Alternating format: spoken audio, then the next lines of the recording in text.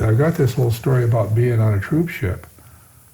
And, you know, so many of the veterans things really involve combat veterans, and no reason it shouldn't.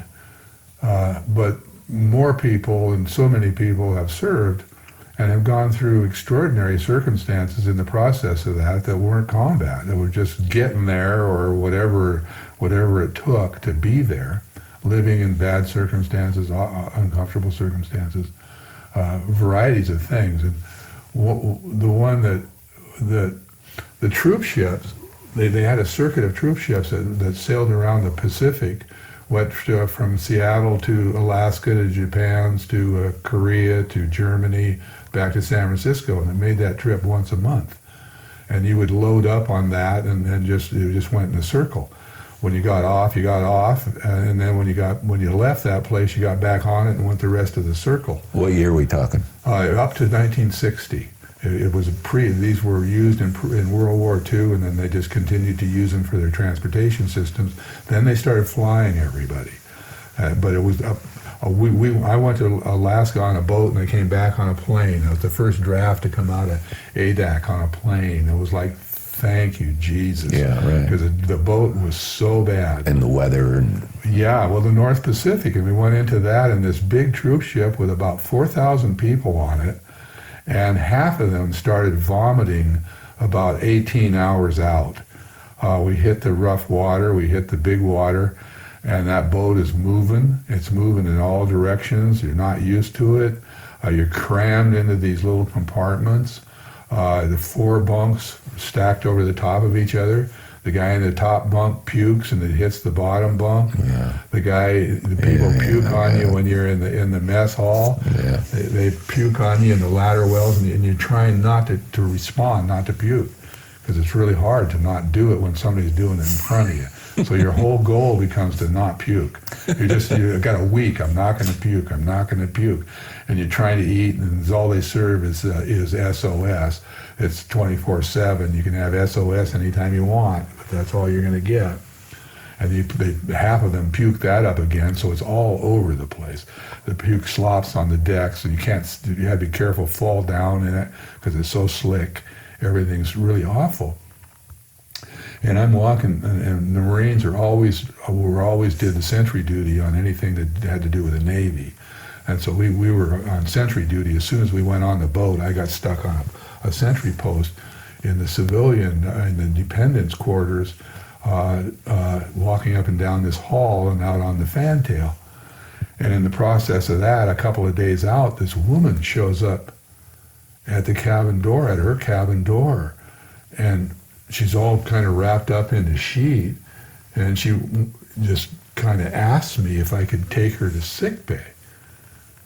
So, get her to sick bay, bring her back, get her back. She stays a couple hours in sick bay, and they send word, and I go get her and get her back down, and she's basically walking, but just really, and the boat's rolling, everything's, it's really hard. Have to go up over a ladder, and it's really difficult to get her there and get her back. I figure out that she's an officer's wife, and she's in the dependent quarters. And she learned my name off of my field jacket, and after that, she would ask for me. She would come to the door and ask for Bryan. And the word would then be passed along, and it would go through this couple of compartments of paratroopers. There were thousands of paratroopers on this boat, and there were probably about 10 of us Marines. And we were really stood out with these guys, And so the word would come through that she wanted me. Well, that was the first. It started out, she wanted me anyway, and I would go get her. Then the word would come through, she wanted the Marine. And the paratroopers would be saying that. She wants the Marine. She wants the Marine. And I would be at the other end of this message, just sucking it in. Right. She wants the Marine. I just turned 17. And then it changed. And by the end of the trip, it was she wants her Marine. They would say that. The parents would say that. And you were? Was her Marine, and I would then go through their compartments to get her, and I would bring her back. And after the second or third trip, I had to carry her. She was so seasick, she couldn't walk. But she wasn't a very big woman. She was, not much bigger than a calf. And I could carry her. Not much bigger than a calf? Yeah, and she would hold on to the front of my field jacket, and I could get one arm underneath her, and I had the other arm to work with to balance off of stuff, because this boat's really rolling. And seasickness is, when you get seasick, it's one of the worst. Yeah, I've been seasick. And I couldn't get her up over the ladders to get her to sickbay, so I'd have to go through the paratroopers' compartments. And there were hundreds of these paratroopers in these compartments, and I would appear carrying this woman, all wrapped up in a sheet. And these guys, it was truly amazing. Their reaction to this whole scene was they were just so concerned for her. That was like she was everything. And after a bit, I could realize that I was their envy of every one of these guys. I was carrying this sick woman, right. And they would... Who had chosen you? Yes, her Marine. Yeah. And I would show up with her in my arms, right. and carry them through hundreds of these paratroopers who would help me. They would have a hold of something, and they would use their hands to keep me from toppling, to keep me on my feet. And every few feet was, how is she? How's she doing? Every time it was, how is she? How's she doing? Because I would carry her each way, and it was always this. There was never any profanity. There was never nothing of any kind of crassness. It was all concern. It was like she was their sister. Huh. It was truly amazing. And you were the shepherd. And I was carrying her. And so when I didn't have her, I'd be somewhere else on the boat, and somebody would recognize me from one of those places, and they would come up and ask me how she was doing. How's she doing? How long was she on that boat? For a week. And she was going from where to where? Turns out she was going to ADAC, same place I was going. And you had departed from? Seattle. Okay. And when we got to ADAC... And was she a civilian? Yes. Well, no, she was an officer's wife. Oh, okay. So where was the husband? He was on ADAC. She was traveling. Oh, I see. This is what the dependents had to go through, even to get to their... unless you flew yourself, you went on that boat. And if you went on that boat, and so I carried her for that week, and I dealt with her that whole week.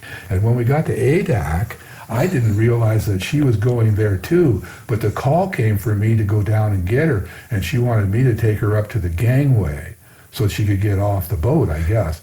So I carried her up there, and I've got her in my arms. I've got her standing on the outside of the boat on this gangway, and this gangway is going right down on the pier at ADAC. And here comes this naval lieutenant in his full whites. He's completely dressed out. Honey, he's got his arms out, and he's running up the gangway. He's so happy to see her. And as soon as she hears his voice, she's got her face buried in my chest. She just shoved her arms out straight. And the most she had ever moved. She just shoved her arms out straight and swung her head around to where he was and said, "You son of a bitch." So I got this woman in my arms who's calling the lieutenant a son of a bitch. The husband, right? Yeah. And she did it again, and then she pulled her head back into my chest, and would just say it in my chest, "You son of a bitch, you son of a bitch," and I'm holding this woman, and it just stunned him. He had totally no idea what her, and that she was that sick even, that I'm carrying her, and he just stunned him, and he just stood there for a little bit. And then, to his credit, I was so glad he just reached in and took her out of my arms and took her down the gangway. And all the way down the gangway, I could hear her saying, "You son of a bitch, you son of a bitch." It was just over and over. She had been on that boat. He had put her on that boat. She almost died on that boat. I'm assuming you never saw or heard of her again? And she never spoke to me. And she never, really? You were just the protector, weren't you? Yeah. She never said hello. She never said thank you. when he took her, she never said anything to me. But she just picked you out thinking that you would be the one that would... I was on duty the first time that she came out of that door, I think. And then she figured And that was that, and she learned my name, and it was my name after that, Send Bryan. And he's Bryan. a Marine. Yeah, and we were the ones that were on duty. You know. And reality is, I shouldn't have left my post. I just took her to the sick bay. That was like against all of it, all of the regulations. But I didn't. Nobody ever said anything, and nobody cared. But it was bizarre.